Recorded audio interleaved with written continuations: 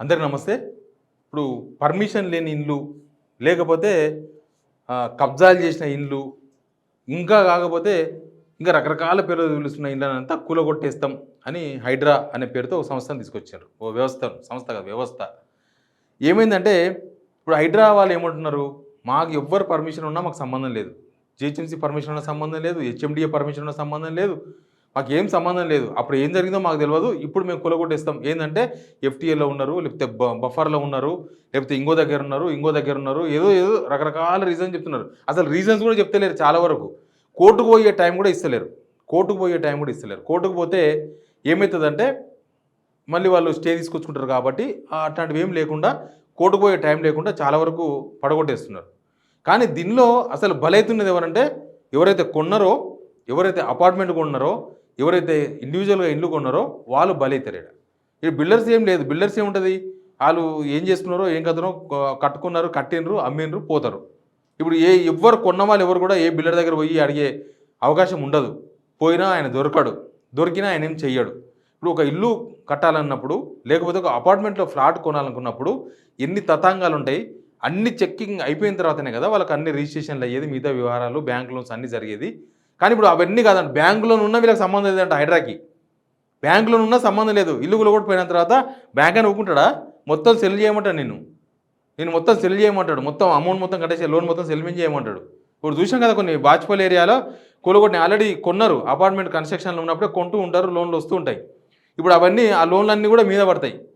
ఆ డబ్బులు ఆ బిల్డర్ కట్టేసిండ్రు ఆల్రెడీ. బిల్డర్ ఏం చేస్తాడు, కూలిపోయింది నేనేం చేయాలంటాడు. కానీ వీళ్ళకి మాత్రం ఆ బర్డెన్ పడుతుంది. అసలు ఒక ఇల్లు కట్టాలంటే ఎన్ని పర్మిషన్స్ ఉంటాయి, ఒక అపార్ట్మెంట్లో ఫ్లాట్ కొనాలంటే ఎన్ని కిరికీర్లు ఉంటాయి.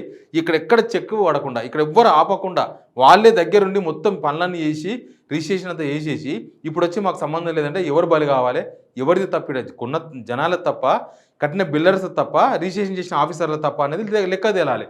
ఒక ఇండివిజువల్ ఇల్లు కొనాలంటే, ఒక ఇండిపెండెంట్ ఇల్లు కొనాలంటే ఎన్ని ఉంటాయి? ల్యాండ్ కొనాలి ముందు.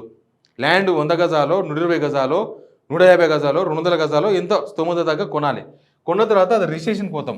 రిజిస్ట్రేషన్ పోయినప్పుడు అది ఒకవేళ ఎఫ్టీఎల్లో ఉంటే, లేకపోతే అది నిజంగానే నాలా మీద ఉంటే, లేకపోతే అది ఎక్కడనో గవర్నమెంట్ జాగాలో ఉంటే తెలియదు ఆఫీసర్లకు ఏం తెలియకుండా ఏ పత్రాలు తీసుకుపోయినా రిజిస్ట్రేషన్ చేసేస్తారా?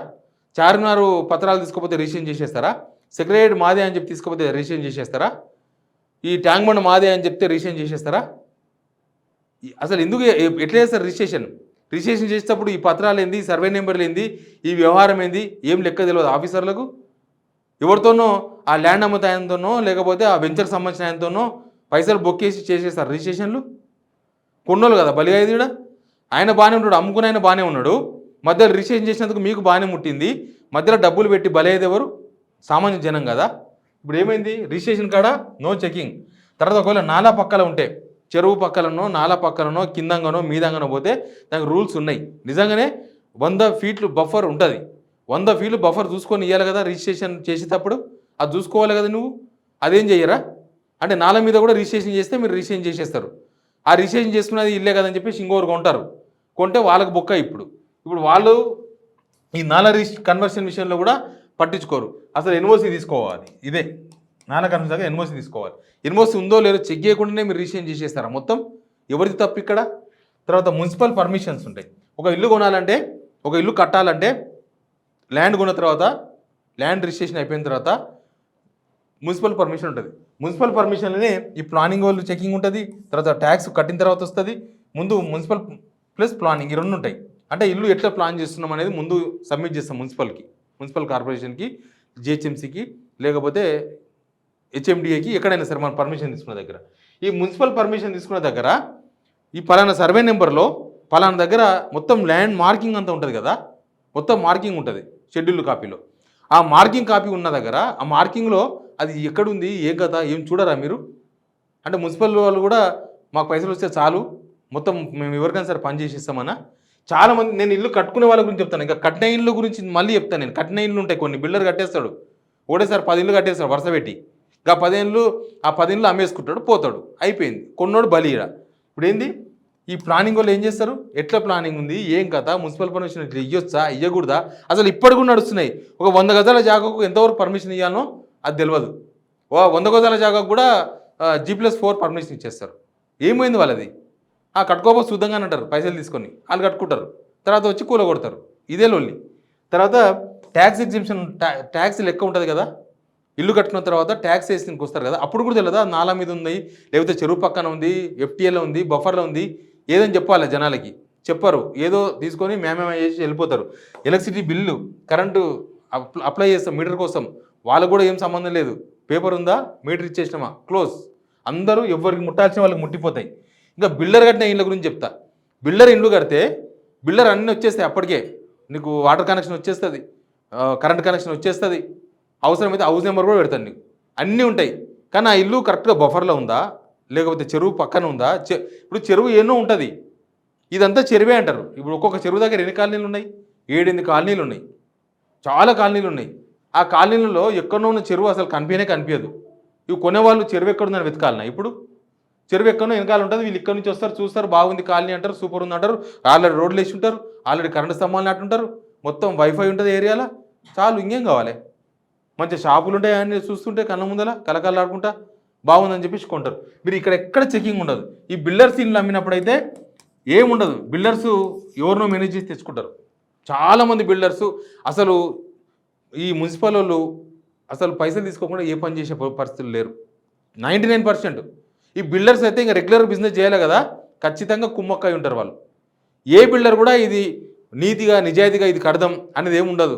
ఓ అడుగు జాగా జరిపితే కొద్దిగా ఇల్లు పెద్దగా కనిపిస్తే ఇంకొక 10,000, 20,000, లక్షనో ఎక్కువ అడగచ్చు అమ్మేటప్పుడు అని ప్లాన్ చేస్తారు. చేసి వీళ్ళందరూ మేనేజ్ చేస్తారు, వీళ్ళందరినీ ఇక్కడున్న ఆఫీసర్స్ అందరు మేనేజ్ చేస్తారు. చేసి ఇల్లు కట్టేస్తాడు, అమ్ముకుంటాడు, దొబ్బేస్తాడు. తర్వాత ఇల్లు కొంటారు, కొన్న తర్వాత హైడ్రా వస్తుంది. ఇప్పుడు అదే జరుగుతుంది ఇక్కడ హైదరాబాద్లో. ఈ అపార్ట్మెంట్లు కొంటారు, ఇంకా అపార్ట్మెంట్లతో ఒక వేద. ఈ అపార్ట్మెంట్లు నినమన గొలగొట్టిన చాలా వరకు అపార్ట్మెంట్లే. ఇంకా వీళ్ళు మన దగ్గర రాలే, మన సామాన్య జనాల దగ్గర రాలే, మన చెరువుల దగ్గరకు వస్తారేమో. ఆల్రెడీ తిరుగుతున్నాడు రంగనాథ్ గారు, బండి వేసుకొని తిరుగుతూ ఉన్నాడు. మొన్ననే అంబర్పేట బతుకమ్మ చెరువు దాకా పోయిండ్రు. తర్వాత ఉప్పల్ నల్ల చెరువు చూసిర్రంట, తర్వాత పిర్జాదిగూడలో చెరువు చూసి వచ్చిర్రట. అవన్నీ పురోవైభవం తీసుకొస్తామన్నారు. పురోవైభవం తీసుకురావాలంటే లక్షల మంది రోడ్డు మీద రావాలని అర్థం దానికి. ఈ అపార్ట్మెంట్ వాళ్ళు ఏం చేస్తారు, ఒక అపార్ట్మెంట్ కట్టేటప్పుడు ఈ పర్మిషన్స్ మొత్తం తెచ్చుకుంటాడు. అది ఏమన్నా ఉండని నాల మీద కట్టుకొని, నది మీద కట్టుకొని వాళ్ళకి పర్మిషన్స్ మొత్తం ఇచ్చేస్తారు.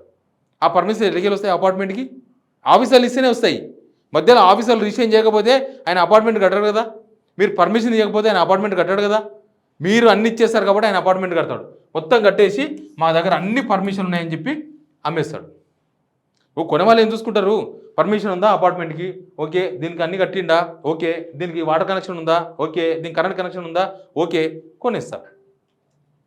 ఇక గవర్నమెంట్ అన్ని ఇచ్చిన తర్వాత కొనేది అనేది ఏముంటుంది, బేరం ఆడుకొని కొంటాడు. ఏదో బతిమలాడుకొని 10,000, 20,000, 50,000, లక్షలో తక్కువ వస్తే చాలు అనే ఆలోచన ఉంటుంది తప్ప, ఇది నిజంగానే ఈయన లంచం ఇవ్వకుండా తెచ్చుకున్నాడా, లేకపోతే ఇక్కడ ఏదో పోతున్నా కూడా అధికారి ఎవరో ఈయనకు ఎన్ఓసి ఇచ్చిండా, లేకపోతే ఈయన నాల మీద కడుతుంటే కూడా ఆఫీసర్ ఏమనలేదు, ఇవన్నీ కూడా ఆలోచిస్తారు.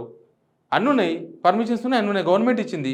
ఇప్పుడు గవర్నమెంట్ మారినంత మాత్రాన ఇది పైనకి వెళ్తే వచ్చిన గవర్నమెంట్ ఏం రావు. వీళ్ళు పోతే ఇంకోరు వస్తారు, వాళ్ళు పోతే ఇంకోరు వస్తారు. ఇవే డిపార్ట్మెంట్లు, ఇవే పర్మిషన్స్, ఇంతకు మించే ఉండదు. ఇప్పుడు ఏంది, అపార్ట్మెంట్ ముందు ఇవన్నీ మేనేజ్ చేసి అపార్ట్మెంట్ కడతాడు. కట్టిన తర్వాత అన్ని పర్మిషన్ అని చెప్పేసి ఫ్లాట్స్ అమ్మేస్తాడు వరుస పెట్టి. బ్యాంక్ వాళ్ళు ఏం చేస్తారు తెలుసా, వీళ్ళందరూ పర్మిషన్లు ఇచ్చారు కదా అని చెప్పి బ్యాంక్ ఆయన లోన్ ఇస్తాడు. మొన్న బాచ్పల్లిలా ప్లస్ ఆ ఖానాపూర్లో ఆడ గొలగొట్టే దగ్గర చూస్తే ఆ బ్యాంకులో బాధ అర్థమవుతుంది. బ్యాంకు వాళ్ళు అన్ని వెరిఫై చేస్తారు, లీగల్ వెరిఫికేషన్ చేస్తారు. మనం ఎంత సంపాదిస్తాం, ఎంత కడతాం తర్వాత విషయం. ముందు మనం తీసుకున్న స్ట్రక్చర్, ఇల్లు, ఫ్లాటో, అదేంది, దాని కథ ఏంది, దాని వర్త్ ఏంది, దానికి అంతా లీగల్ వెరిఫికేషన్ చేస్తారు, వాల్యుయేషన్ చేస్తారు, అన్నీ చేస్తారు. లీగల్ వెరిఫికేషన్ అంటే ఏంది, ఇదే ఎంఆర్ఓ ఆఫీసుల్లో, ఇదే మున్సిపల్ ఆఫీసుల్లో, ఇదే రిజిస్ట్రేషన్ ఆఫీసుల్లో పోయి ఎంక్వైరీ చేస్తారు. అడంతా నిమ్మలంగానే ఉంది కదా, అంతా ఆలే కదా పర్మిషన్ ఇచ్చింది, చూపిస్తారు, అవు పర్మిషన్ ఇచ్చినాం, అంతా బాగుంది, సూపర్ అని చెప్తారు. అయిపోయా, లీగల్ వాల్యుయేషన్ అయిపోయింది, మంచిగా ఉందని చెప్పి బ్యాంక్ అయినా లోన్ ఇస్తాడు. బ్యాంక్ లోన్ వచ్చింది ఒక ఇంటికి కానీ ఒక అపార్ట్మెంట్ ఫ్లాట్ కంటే అది క్లియర్ ఉన్నట్టుగానే మనం అర్థం చేసుకుంటాం, అంతే కదా. బ్యాంక్ లోన్ వచ్చింది అని అంటే ఇంకా అన్నీ ఓకే, అంత నిమ్మలం, ఏం లేదు, అంత పరిశాన్ ఏం లేదు, అన్నీ అప్రూవ్డ్, ఇది బాగుంది అనేది మనం మనం నమ్ముతాం, ఎవరైనా అదే నమ్ముతారు. ఇప్పుడు బ్యాంక్ లోన్ ఉన్నా సంబంధం లేదంట, బ్యాంకులో ఉంటే మన నెత్తిన పడుతుంది కూలగొడితే, కానీ ఎవరికి సంబంధం లేదు. ఇచ్చిన సంతకాలు పెట్టిన ఈ ఆఫీసర్లకి ఏం సంబంధం లేదు, అమ్ముకొని పోయిన బిల్డర్కి ఏం సంబంధం లేదు. ఎవరికేం సంబంధం లేదు. మునిగేది ఎవరంటే మనమే మునగాలి. ఇప్పుడు రిజిస్ట్రేషన్ కూడా వేసేస్తారు. బ్యాంకులో వచ్చింది, రిజిస్ట్రేషన్ అయిపోతుంది, కేల్కతం దుకాణం బంద్. మంచి రోజు చూసి గృహప్రవేశం చేస్తాం, మంచి రోజు చూసి ఫ్లాట్లోకి వెళ్ళిపోతాం. తర్వాత ఓ ముహూర్తాన్ని చూసి అటాచ్ చేసుకుని రంగనాథ్ వస్తాడు. అదే జరుగుతుంది ఇప్పుడు. వచ్చి కరెక్ట్గా ఏడగొట్టాలని అడగొడతాడు. కనీసం ఇంట్లోకి వెళ్ళి మనుషులను కూడా బయటికి పంపించేంత టైం కూడా ఇస్తలేరు. ఇంట్లో సామాన్ మొన్న చూసినా అటాట చూస్తే ఇంట్లో ఏసీలు ఉన్నాయి, ఫ్రిడ్జ్లు ఉన్నాయి, మంచాలు ఉన్నాయి, అన్నీ ఉన్నాయి. మనుషులను బయటికి పెట్టినారు, పంపించారు, కూలగొట్టేశారు. ఇక కోటుకోయేది ఎప్పుడు, స్టే తెచ్చుకునేది ఎప్పుడు, అయ్యేది ఎప్పుడు? అక్కినేని నాగార్జున ఏం చేయలేకపోయాడు.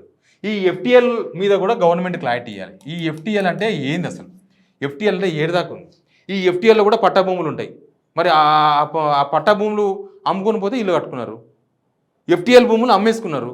మళ్ళీ ఎఫ్టీఎల్ భూములు అమ్మేసుకుంటే తప్పే ఉందని వాళ్ళు అడుగుతారు. నిజానికి ఎఫ్టీఎల్లో కట్టొద్దు, కానీ కట్టినరు. ఎందుకు కట్టినరు? పర్మిషన్ ఇచ్చిన వారు కట్టినరు. దీనికి ఎవరు బాధ్యులు? ప్రజలు తెలుసాలి. దీనికి ఎవరు బాధ్యులు? ఈ తప్పిదాలకు ఎవరు బాధ్యులు? జనమా, బిల్డర్లా, ఆఫీసర్లా? ఎవరు? ఆఫీసర్ల తప్పిదం అయితే ఒక్క ఆఫీసర్ మీద ఇప్పటిదాకా ఒక్క కేసు కూడా బుక్ కాలేదు. ఏ ఆఫీసర్ని అరెస్ట్ చేయాలి ఇప్పటిదాకా? ఎందుకు? రిసీవ్డ్ జరిగిన దాని మీద అరెస్ట్ చేయండి. ఈ ఆఫీసర్లు తప్పు లేదంట, గవర్నమెంట్ తప్పు లేదంట, జనాలది తప్పు అంట. ఇది ప్రస్తుతం నడుస్తున్నది. ఈ జనమే తెలుసుకోండి. ఎవరిది తప్పో కామెంట్ రూపంలో తెలియజేయండి. Please subscribe signal TV.